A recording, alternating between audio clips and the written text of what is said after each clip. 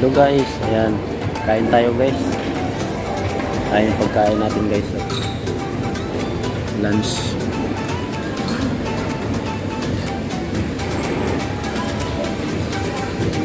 Lunch natin guys, lunch. Ayan. Tara guys, kain.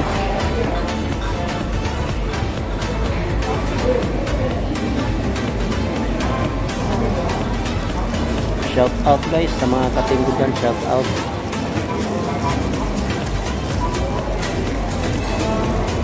Hindi tayo nakapagluto ng pang lunch guys, kaya dito tayo nagkumain.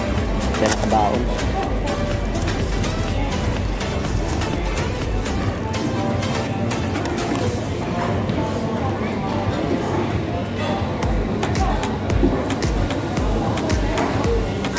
Pang masarap yung ano nila guys, chicken.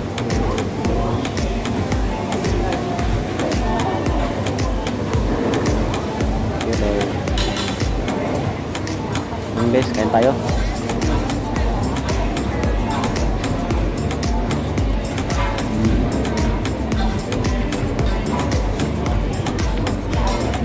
Sarap.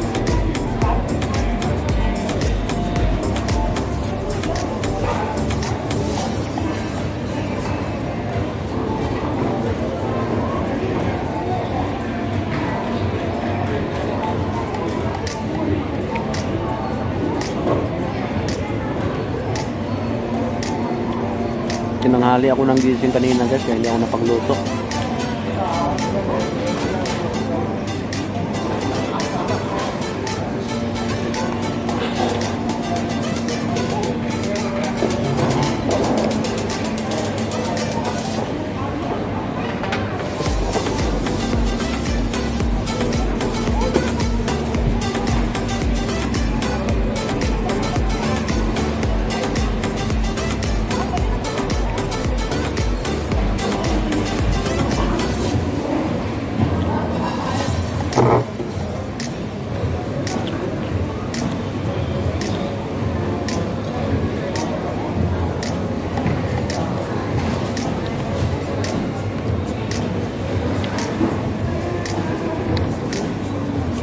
Sarap ng chicken nila guys.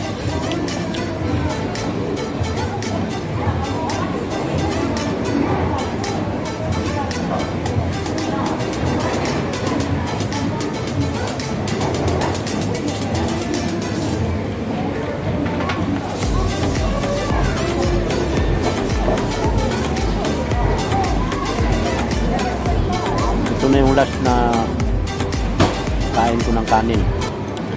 Hanggang lunch lang. Pagkagabi prutas na yung kain ko, di kaya gulay.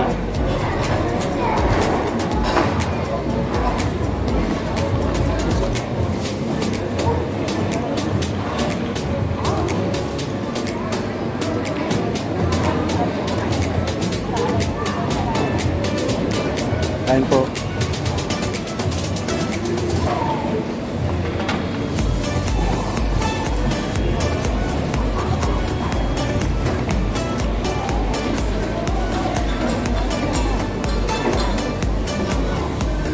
Bawal na sa atin guys yung sobrang kanin. Ang kanin mataas sa sugar.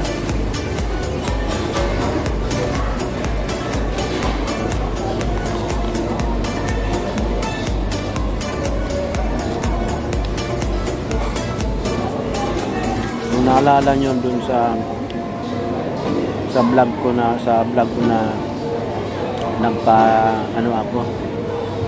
nagpa-check up ako. Doon ko nalaman na yung blood sugar ko ay borderline na guys. Kaya baga nasa ano na siya, nasa level na siya na kung madagdagan pa magiging parang magiging diabetes ka na.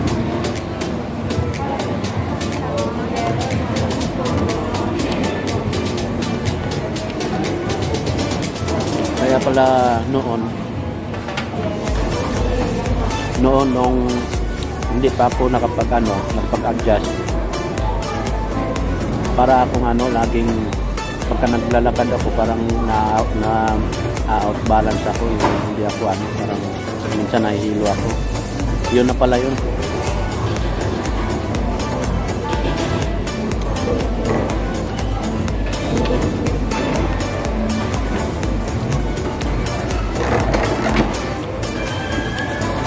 Kaya nabuti nakapag-check up ako. At yun, sabi ng doktor sa akin, iwasan ko na daw yung sobrang kanin, tapos yung mga red meat, iwasan ko na daw. Ayun, na ano ko naman, medyo naiwasan ko. Makain pa rin ako pero bihira na.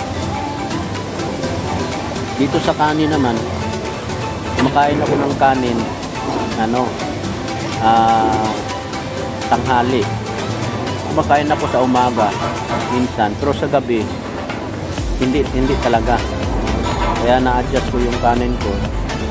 Mga lang siguro, mga isang buwan lang siguro na ganun ginagawa ko.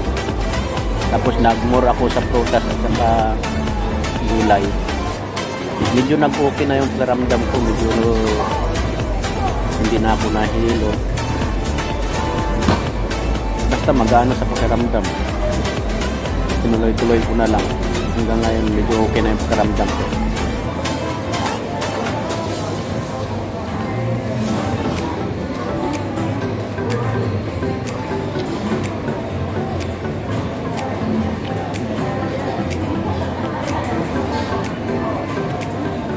Maganda pagka sa gabi, kunti na lang kakainin mo na prutas o basta kung anong kakainin mo, kunti na lang.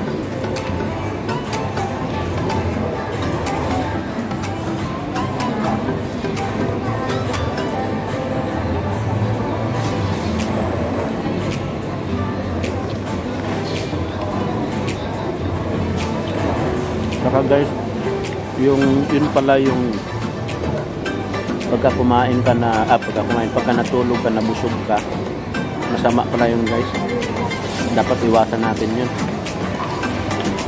Kasi pagka nagpapahinga tayo, yung katawan natin, nagpapahinga din.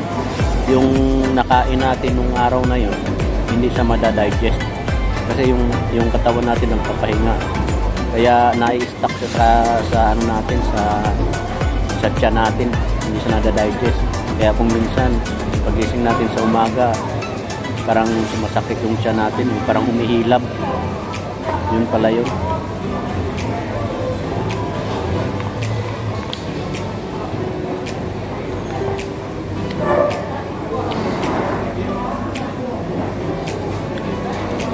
Mahilig kasi ako dati guys na, kasi di ba pagka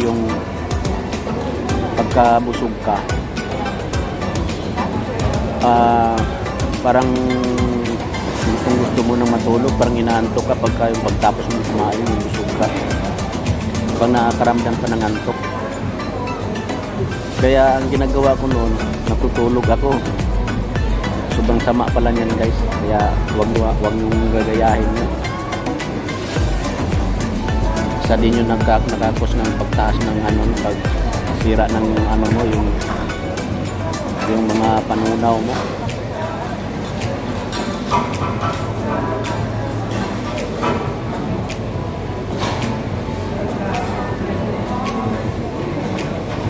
Salamat nga po na agapan ko yun.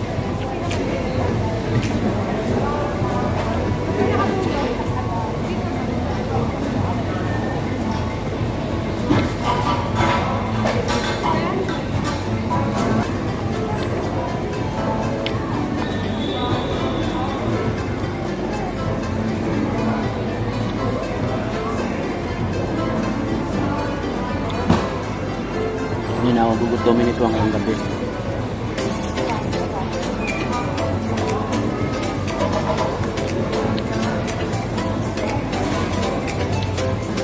Kain lang ako mamaya ng saging. Okay na yun.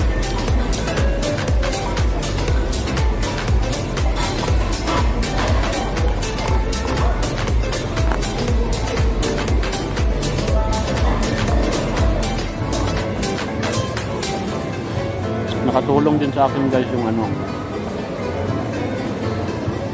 yung uminom ka ng maligamgam na tubig sa umaga, yung pagkagising mo.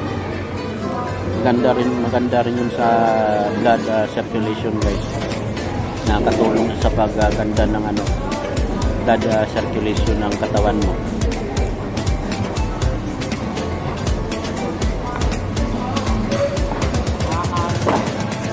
Saka parang mawawash out yung ano, wash out yung naka-stuck sa ano mo, sa kidney mo, mawawash out, maiihi mo yung mga dumi.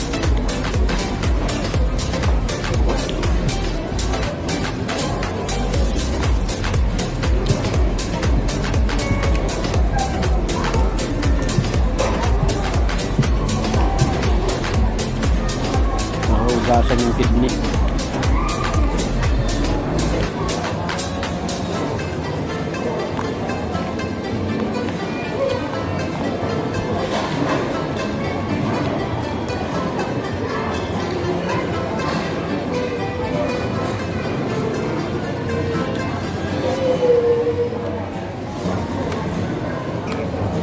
Saka nag-reduce na din yung ano ko guys, yung kilo ko. Dati umabot ako na 67 60 ano 70 yata, umabot ako na 70. Ngayon nasa ano na lang ako guys, nasa 65 na lang ako. Nag-reduce ako konti.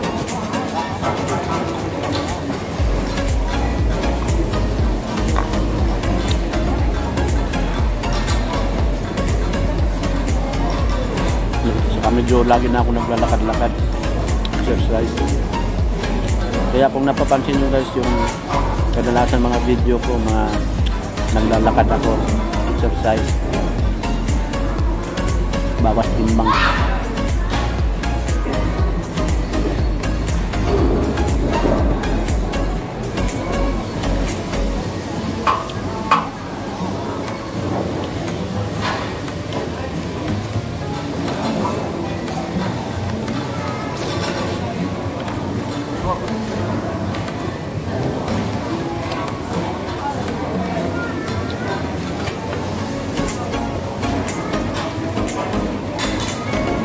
Dami ng serve nila guys.